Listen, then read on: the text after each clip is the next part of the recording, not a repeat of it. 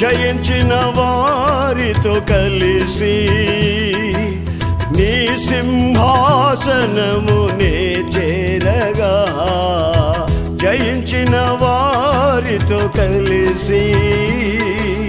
నీ సింహాసనమునే చేరగా, ఎవరికి తెలియని ఓ కొత్త పేరుతో నిత్య మహిమలో నన్ను పిలిచే ఆ శుభవేళ, ఎవరికి తెలియని ఓ కొత్త పేరుతో నిత్య మహిమలో నన్ను పిలిచే ఆ శుభవేళ, ఏమవుదును